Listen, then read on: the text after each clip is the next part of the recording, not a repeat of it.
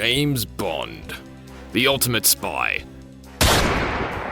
The secret agent that other secret agents check under the bed for at night, although that's probably less to do with their concerns about his martial arts prowess and more about his penchant for sexual congress. Hey, honey, whose Aston Martin is that in the driveway? And why is it beeping? Ingenious, useful too. Allow a man to stop off for a quick one en route. It has not been perfected out of years of patient research entirely for that purpose, 007. At any rate, conceived by World War II British Naval Intelligence Officer Ian Fleming as a cocktail of the many killer elite commandos and secret agents he met during his time in the service, the iconic James Bond has clearly come a long way from his literary beginnings in 1953. Bond quickly migrated from the pages of Fleming's novels to radio plays, comic books, and, of course, a film series that's lasted over 60 years. There aren't many movie franchises that have been around longer. Not this side of Godzilla, at least. James Bond doesn't share much in common with Toho's Monster, although traditionally they both enjoy getting tail in Japan. In Japan, men always come first, women come second. I might just retire to here. Now, James Bond's video game history obviously isn't quite as storied as his silver screen exploits, but it still stretches back well over 40 years. This makes James Bond games older than even the Super Mario series, albeit not quite as old as Mario himself. Yes, we all know Mario actually debuted in the original Donkey Kong, so don't go ape on us. So, whether you're unfamiliar with Bond games or you're just after a quick refresher, we've assembled a full history of James Bond games right here. So all you need to do is pour yourself a dry martini and slip into something more comfortable. Since you're here, would you mind giving me something to put on?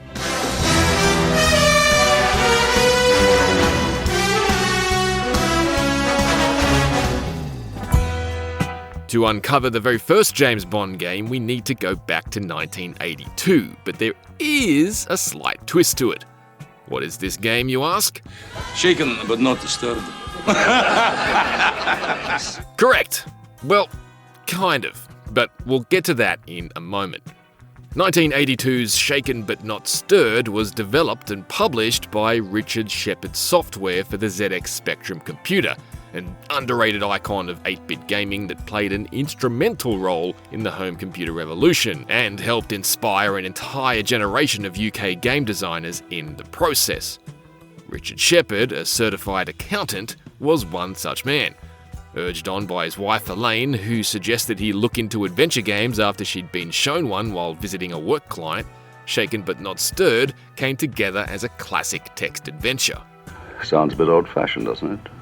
Quite, but in 1982, text adventure games were at the peak of their popularity, and the genre was the only real way to have complex adventures in interactive form at the time. Complex may be a slight overstatement when it comes to Shaken But Not Stirred, though it is bizarrely impenetrable at times. That is, I began the game by instantly being abducted and shot dead, before being reincarnated by the game designer, and I left sometime after getting lost in a randomized ocean and shooting my second octopus. However, what's particularly interesting about Shaken But Not Stirred is that it was never actually an official Bond game at all. Richard Shepard Software never had the rights to make an official Bond game, something that seems obvious when you note Moneypenny's transparent name change, but admittedly less so when Miss Cashcoin is introduced directly beneath the sentence, "A James Bond adventure." You need a good lawyer. Yes, perhaps. Especially since by 1982, the Bond license had already been secured by Parker Brothers. Unfortunately for Richard Shepard Software, the American toy and board game giant was ramping up its video game efforts at the time after snatching up the lucrative rights to publish Star Wars games, and Bond was another hot property it jumped on. Star Wars: The Empire Strikes Back video game for your Atari and Sears video game systems from Parker Brothers. A one-stop beat. Resultingly, Shaken But Not Stirred was rapidly reissued as Super Spy, and in 1983, Parker Brothers released what's technically the first official Bond video game, James Bond 007, for Atari, ColecoVision, and Commodore 64. A version called 007 James Bond was also released in Japan for the SG-1000, Sega's first ever home console. James Bond 007 is a side-scrolling vehicle shooter with 3 or 4 levels depending on the version you played. Each is extremely loosely based on a moment from 4 Bond films released between 1971 and 1981, The Spy Who Loved Me, Diamonds Are Forever, Moonraker, and For Your Eyes Only. You don't control Bond himself so much as you control a transforming Bond car, although it realistically spends most of its time as a kind of jumping submarine. Submarine? Indeed. James Bond 007 otherwise plays like a short and safe clone of existing side-scrolling vehicle shooters from the dawn of the 80s, and you can certainly argue the bulk of the Bond flavour comes from the 007 logo slapped on the front. The official license did, however, bring along with it the opportunity to use the Bond theme for the first time, which is an admittedly crucial component of the Bond experience. That's as bad as listening to the Beatles without earmuffs. Alright, steady on. It sounds alright for hardware that's sporting 16 kilobytes of RAM. 1985 arrived with 2 separate Bond games, both based on A View to a Kill. It was the new Bond film for that year, and the final featuring Roger Moore. The first is an action game for a variety of home computer platforms, including ZX Spectrum, Amstrad, and Commodore 64. I find a computer indispensable. Published by Domark Software, a short-lived company that spent the late 80s and early 90s publishing only Bond games before merging with Eidos in 1996, its version is broken up into 3 chunks. It opens with a driving level, which is followed by 2 rudimentary action sections. The 3 games in one approach was novel enough, but ultimately the game was not especially well received. Our attempts failed. Your attempts failed. I do not like failure. A View to a Kill's other game tie-in was a text adventure for MS-DOS, Apple II, and Macintosh, and one of the first games published by Mindscape. Interestingly, A View to a Kill's text adventure was written by Texas author Raymond Benson. 12 years later, Benson would be tapped to take over writing duties for the continuation of the James Bond novel series, stepping in for the retiring John Gardner, who had stewarded the Bond books throughout the 80s and 90s. That's rather neat, don't you think? Brilliant. Benson would go on to contribute to the next Mindscape Bond game in 1986, which was another text adventure for the same platform, this time based on 1964's Goldfinger. However, while Mindscape returned to a past Bond adventure, Domark decided to remain in the present with its 1987 tie-in for Timothy Dalton's Bond debut, The Living Daylights. For The Living Daylights, Domark opted for a traditional side-scrolling shoot-'em-up approach developed for what appears to be just about every major home computer system of the era. The result wasn't revolutionary, but it was a considerable step up from A View to a Kill. Beginning with Bond's training exercise against the SAS in Gibraltar, and ending in the villainous Whitaker's mansion, The Living Daylights might be a bit basic, but it at least effectively mirrors the plot of the movie upon which it's based. The ability to choose a different weapon before each level also adds some additional replayability. Relax, Yogi. Our engineers have spent months perfecting this. With no new movie in cinemas in 1988, Domark's next Bond game for home computers was loosely inspired by 1973's Live and Let Die, which had been the first to feature Roger Moore. The key word here is loose, as Live and Let Die is exclusively a speedboat shooter. While it's true that the iconic speedboat chase is one of the most memorable moments of Live and Let Die, basing a whole game around it stretches the concept to breaking point. It has just 4 levels, only the last of which is ostensibly focused on disrupting the villain's drug operation. The remainder are extra training levels set about as far away from the setting of Live and Let Die as you can get. How far? The Sahara Desert and the North Pole. However, there is a reason that Live and Let Die barely feels like a Bond game, and that's because it was never meant to be one. In truth, Domark simply got wind of a speedboat shooter at UK software house Elite Systems called Aquablast.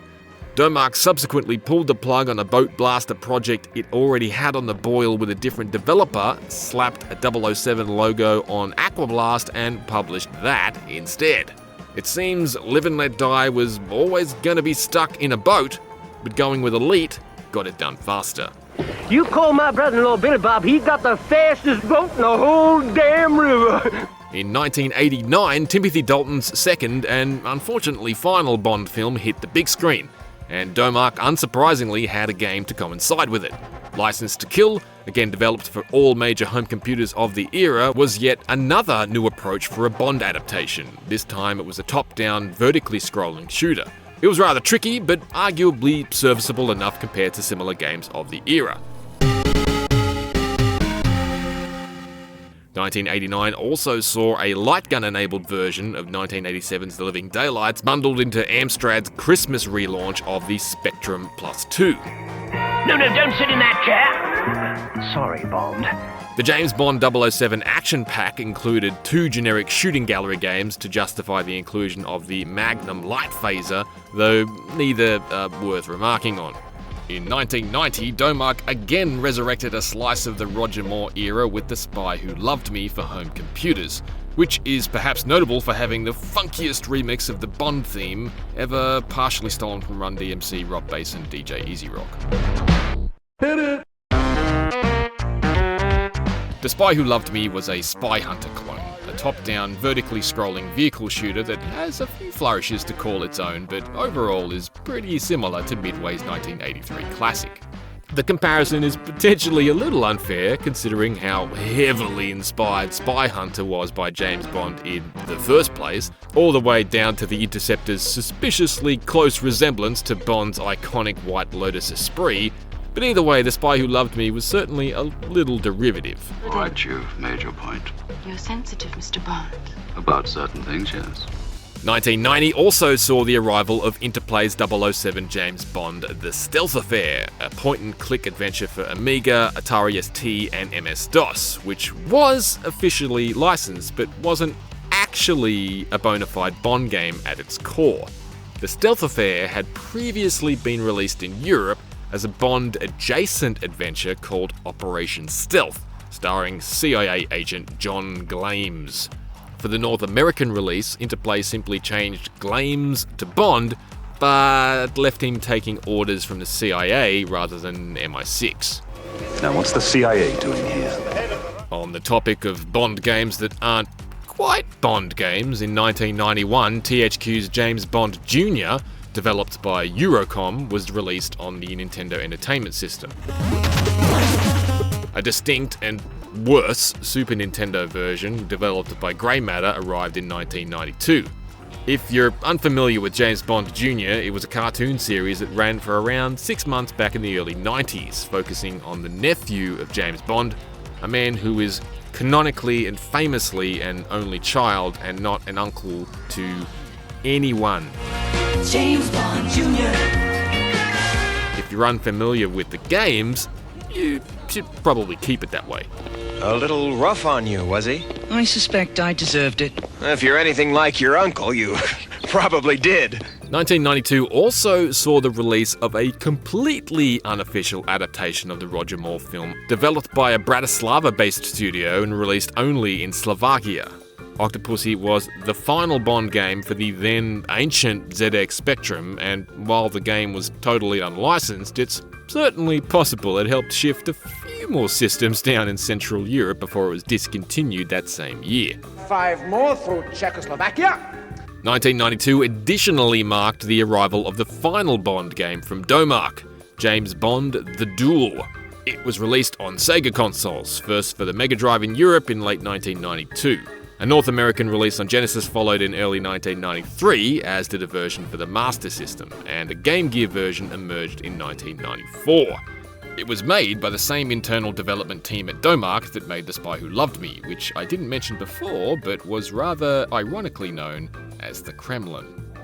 It is ridiculous for the Soviet government to deny responsibility in this matter. The Soviet government denies all knowledge of this affair. James Bond: The Duel is notable for being an original Bond story, that is, not based on a film or book, that nonetheless features the official Bond of the era. In this instance, it's the likeness of Timothy Dalton, several years after his final big screen appearance. Dalton was intended to make a third film, but legal issues between MGM and the film's producers dragged on for too long, and the actor hung up his Walter PPK. There's no denying that James Bond: The Duel remains an indefensibly boring title that captures none of the intrigue or charm of an actual Bond novel or movie name, but the game itself is a passable action platformer, even if it is hilariously seedy that Bond's means of replenishing his health is rescuing blondes. I tend to notice little things like that, whether a girl is a blonde or a brunette. And which do you prefer? Oh, providing the collars and cuffs match. In 1995, we got a new Bond in Pierce Brosnan and a new film with GoldenEye. What we didn't get, however, was a game. Not initially, anyway. Not after the commercial failure of the Virtual Boy saw Nintendo cancel a Bond driving game based around GoldenEye. No, the actual GoldenEye 007 as we all know it wouldn't come until 2 years later, but it would change everything.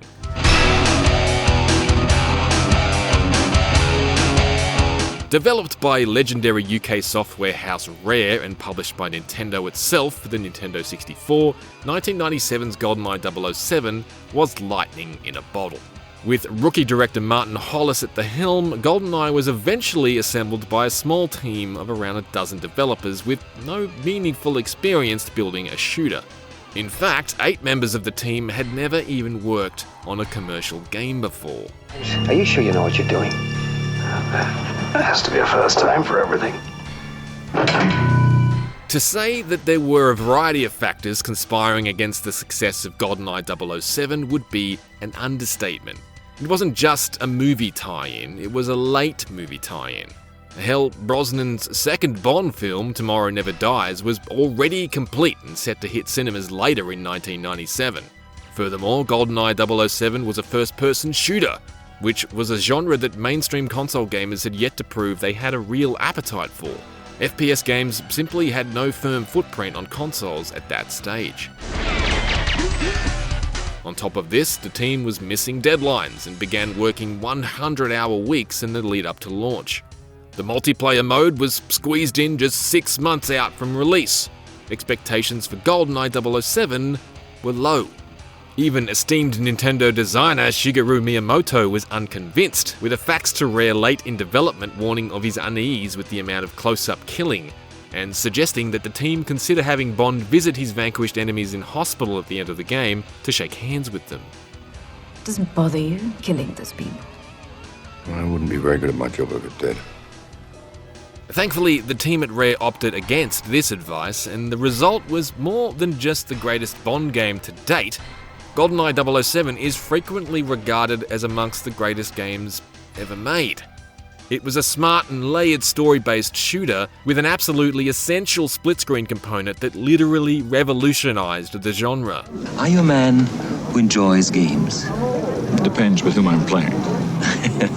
GoldenEye 007's multiplayer, which was brimming with characters, weapons, and clever modes, may have come about as almost an afterthought, but it became the template for 4-player FPS fun, years before the internet would swoop in and try to crush same-screen shenanigans. Slappers only, anyone? Beg your pardon? Forgot to knock.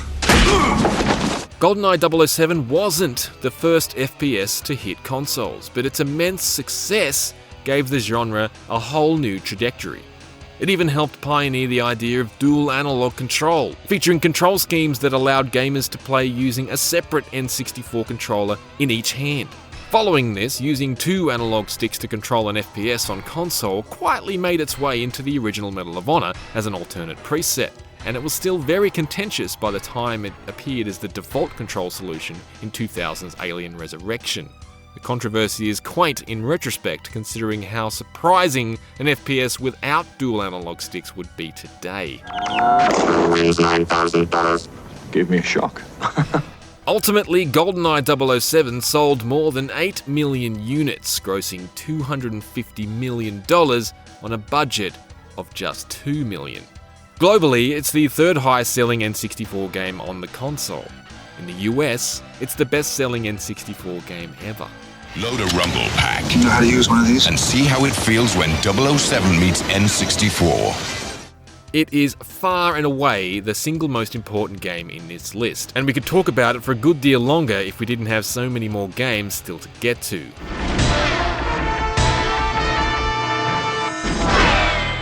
After a gut-busting development period, Hollis and a few of his team declined an offer to make a sequel to GoldenEye 007, and regardless of Rare's plans, EA swooped in and reportedly dramatically outbid all comers for the Bond license anyway.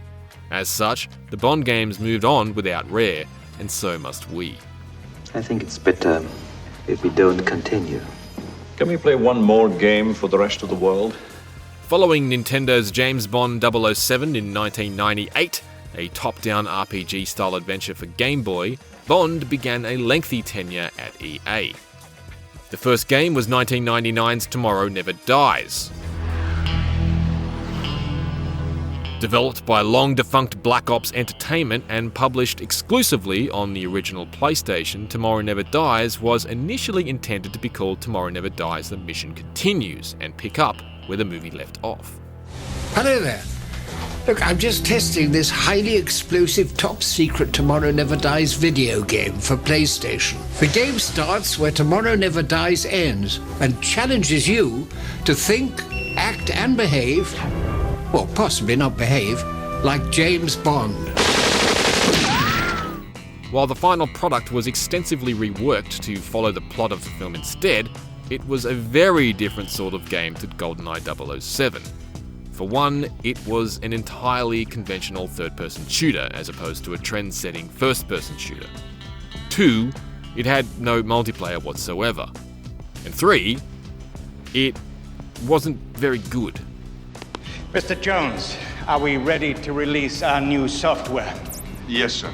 As requested, it's full of bugs. Outstanding. EA was able to effect somewhat of a course correction with its next attempt, which was based on The World Is Not Enough.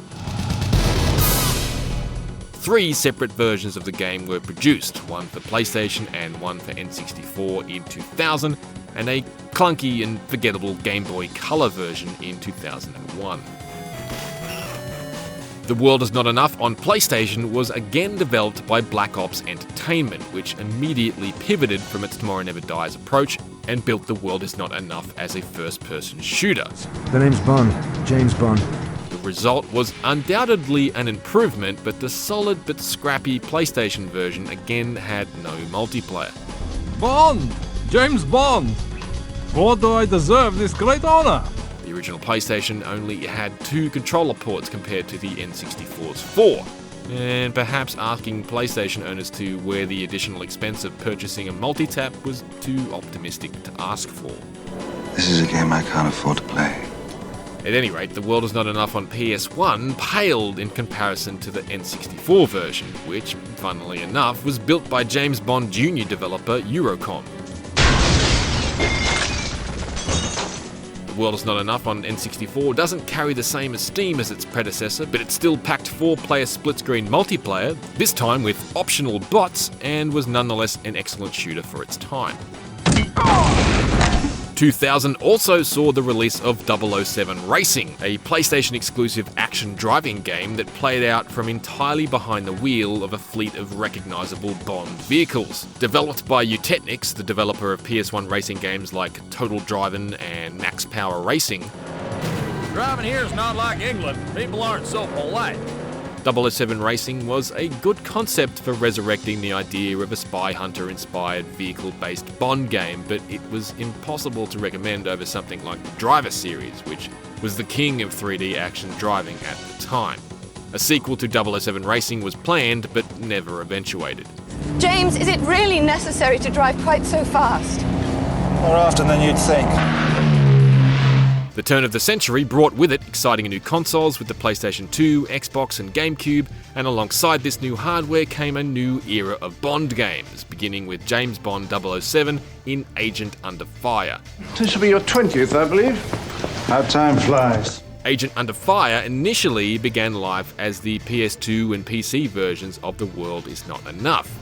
However, after development delays and concern that interest for the film would have cooled off too much by the time it was released, The World Is Not Enough for PS2 was rebuilt into a new and original Bond adventure, albeit one that didn't actually feature Pierce Brosnan as Bond this time around.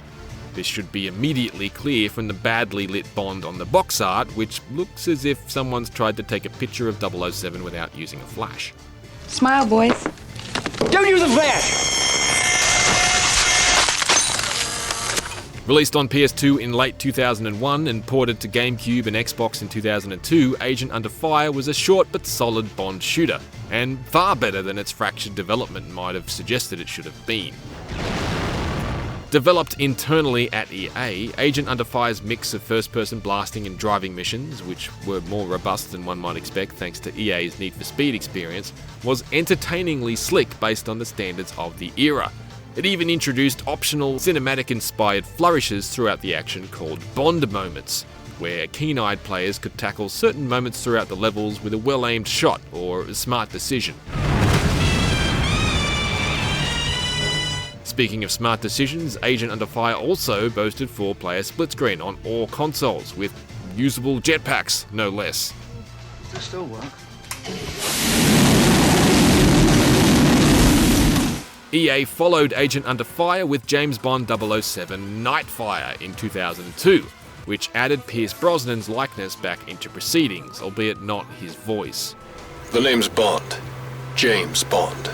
The home console versions were led by Eurocom, and the result was a slightly more refined evolution of Agent Under Fire that has the distinction of being the first Bond game with its own original song. And the first time we got to see an Aston Martin turned into a submarine. Unfortunately, it wasn't the last.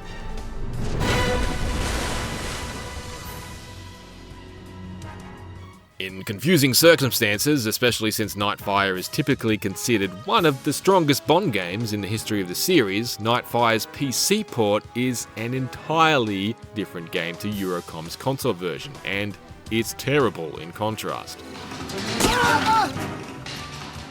Developed by Gearbox, Nightfire on PC runs on a totally different engine, features no driving levels, and is regularly broken. Well, let's just skirt the issue, shall we? Indeed, let's. EA subsequently made a risky pivot, and 2003's James Bond 007 Everything or Nothing arrived as a third-person shooter. In other words, EA had opted to follow up Nightfire, an otherwise well-received first-person shooter, by returning to territory previously soiled by the disappointing Tomorrow Never Dies.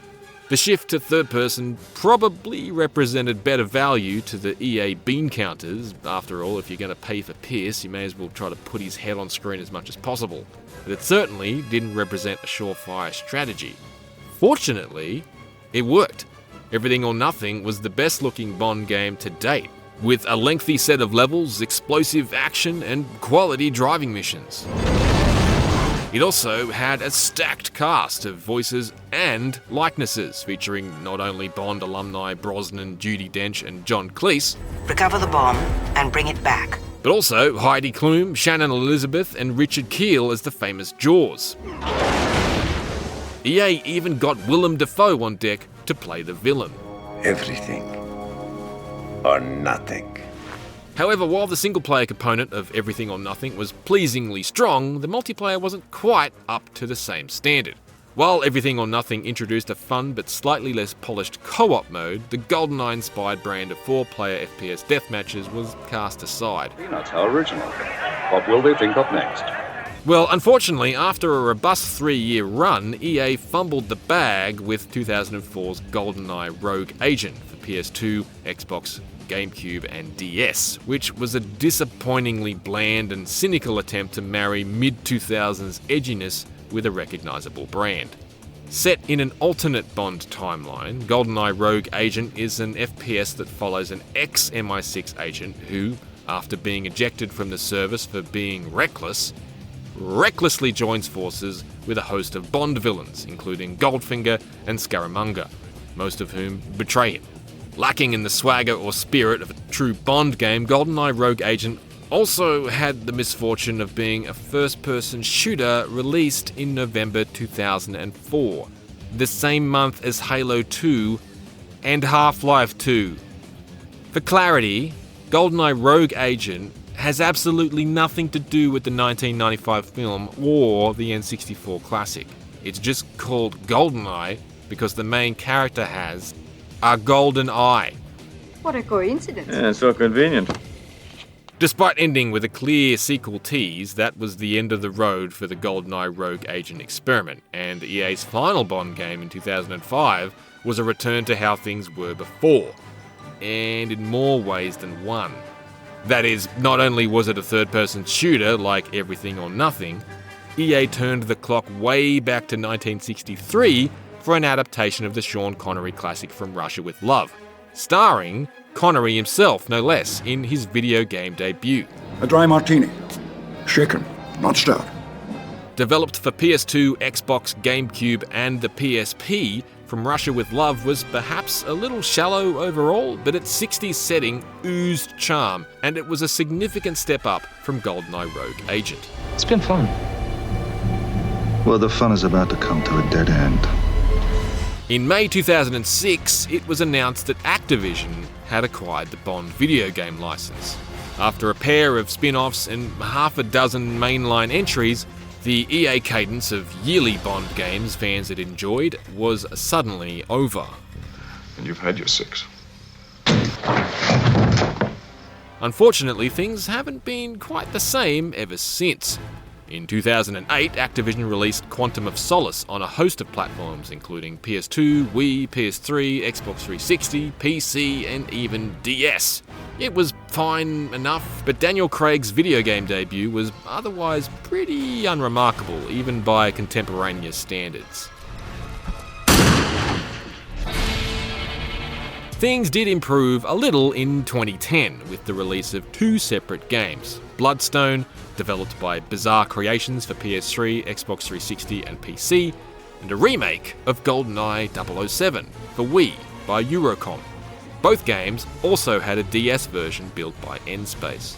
Bloodstone, an original Bond adventure featuring the voice and likenesses of Daniel Craig and Judi Dench, was a third-person shooter with a variety of driving sequences, the latter being a natural fit for the studio behind the Project Gotham Racing series. It was a well-produced action game, but it just wasn't a long or revolutionary one.